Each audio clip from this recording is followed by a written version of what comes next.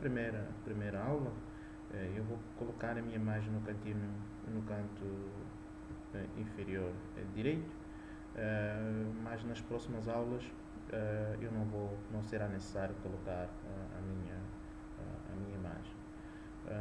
Transmissões por cadeia. Bom, transmissões por cadeias são as transmissões que fazem parte do grupo de transmissões por empuxo. Lembre-se que nós vimos transmissões que usam a força de atrito e depois tinham outro grupo que a transmissão usavam a força que usavam o empuxo. Nas transmissões por atrito nós vimos as transmissões por rodas de fricção e as transmissões por correia. Agora vamos começar a falar nas transmissões que usam o empuxo. E como primeiro tipo de transmissão, nós vamos ver as transmissões por cadeia. Bom, transmissões por cadeia, acredito que todos vocês conhecem. Vulgarmente nós chamamos transmissões por corrente. O exemplo prático são as transmissões que nós encontramos nas nossas bicicletas e motorizadas. Neste primeiro slide nós temos alguns elementos de transmissão por cadeia. Temos as rodas estreladas. Eu vou usar o cursor, espero que consigam me acompanhar. Temos aqui uma roda estrelada, outra roda estrelada e mais outras estreladas e aqui uma cadeia.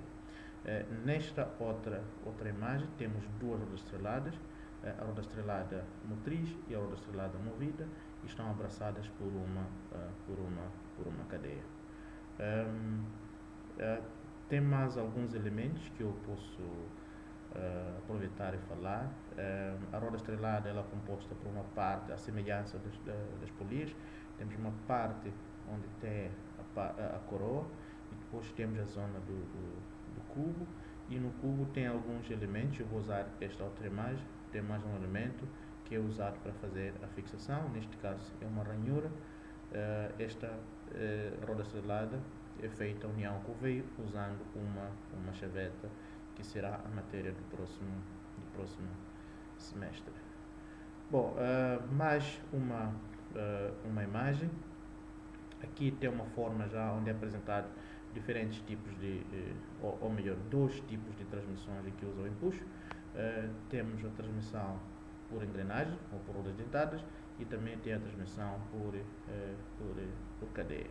Bom, este é o sistema de transmissão de uma motorizada, onde aqui temos o motor de combustão interna e esta parte aqui, onde tem essas engrenagens, nós temos a parte que é referente à embreagem, e aqui temos a caixa de velocidade, onde é feita a alteração das diferentes velocidades. Depois aqui tem a roda estrelada que acopla o órgão executivo, que é nesse caso a roda traseira. Aqui tem mais um elemento, uma alavanca, que é para acionar a embreagem. Aqui nesta imagem de baixo é mostrado um cubo de uma roda, acredito que seja de uma bicicleta, pode não ser, onde tem uma transmissão, né, que também é uma transmissão que usa o empuxo, mas o elemento de transmissão é uma correia flexível, ou melhor, uma correia dentada. Lembre-se que nós vimos nas transmissões por correia uma transmissão que não fazia parte das transmissões por correia como tal, que neste caso era uma transmissão por correia dentada, e nessa transmissão o deslizamento é impossibilitado. O conteúdo deste capítulo, vamos falar de informações gerais, vamos falar de classificação, vantagem e desvantagem, vamos ver diferentes tipos de cadeias, que neste caso teremos cadeias de transmissão e cadeias de tração, vamos falar de parâmetros de transmissão por acionamento, vamos falar da distância intericial, o diâmetro de cálculo, e vamos ver os critérios de capacidade de trabalho. A transmissão por cadeia é constituída pelas rodas estreladas, uma roda motriz e a outra movida, e é abraçada por uma cadeia. Pode também ser usada uma transmissão por cadeia para acionar várias rodas, mas lembre-se que sempre que formos aumentar uma roda, não estaremos a perder a eficiência da transmissão. A transmissão pode ter mecanismo de tensão da cadeia, principalmente quando a distância triaxial for muito grande. Podemos ter também mecanismos de lubrificação e mecanismos de abraçamento, nesse caso, para regular o ângulo de abraçamento. Nesta cadeia, nesta transmissão, para além dos elementos que fazem parte da cadeia, nós temos aqui um outro elemento que serve para unir a cadeia. Depois, mais adiante, vamos ver com detalhes sobre este elemento. As transmissões de cadeia utilizam para uma vasta gama de parâmetros de trabalho, com potência até 150 kW, velocidade até 25 metros por segundo e podemos ter uma relação de transmissão até 10. Podemos encontrá-las em máquinas agrícolas. Aqui, nesta imagem, temos um exemplo de uma charrua. Aqui são as lâminas que são usadas para cavar a terra e neste lado direito tem uma transmissão por cadeia. Uma das particularidades da transmissão por cadeia é que elas não gostam de poeiras.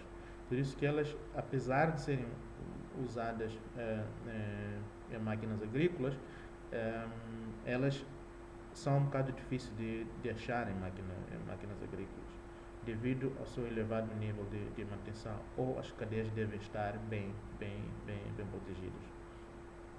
Aqui temos uma outra imagem também de uma máquina que é usada na agricultura. Podemos encontrá-las também em transportadores. Aqui é o exemplo de um transportador.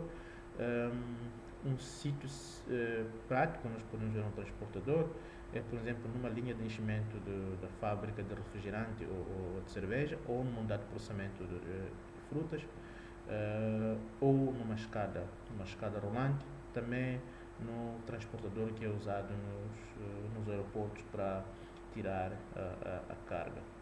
Podemos encontrar também plataformas de petróleo, como eu mostro aqui nesta imagem, em quase todas motorizadas, apesar de algumas motorizadas usarem veios de transmissão ou transmissões por cadeia. Podemos encontrar também bicicletas e em automóveis. Aqui é o exemplo de uma bicicleta motorizada.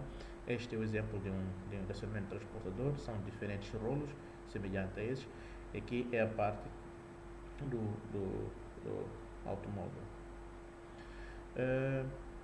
As transmissões por cadeia são usadas para distâncias médias. Por exemplo, nós queremos transmitir movimento deste ponto até este ponto, ou deste veio até este veio. Se essa distância já for relativamente grande, então o ideal é usar uma transmissão por cadeia.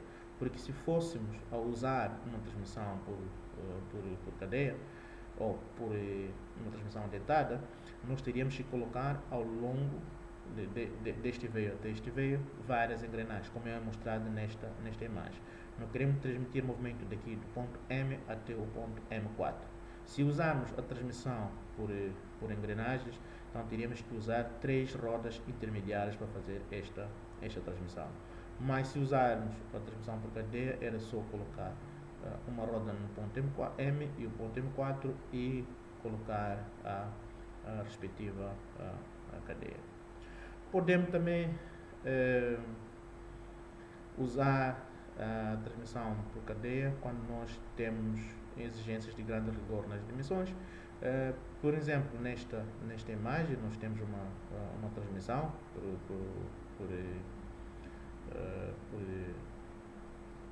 por cadeia, onde que é importante manter essa distância interaxial, deste ponto até este ponto. Se usássemos, por exemplo, a transmissão por correia, nós teríamos a possibilidade de mantermos essa distância interaxial devido à constante regulação da tensão da cadeia. E podemos também usar quando há necessidade de funcionamento sem deslizamento. Aqui é mostrado uma transmissão por cadeia. Nesse caso são cadeias com duas filas. Esta transmissão é usada no comando de um motor de combustão interna para manter a sincronização entre o veio da cambota e o veio excêntrico. Quer dizer, não é necessário, não é recomendável que haja deslizamento nesta transmissão.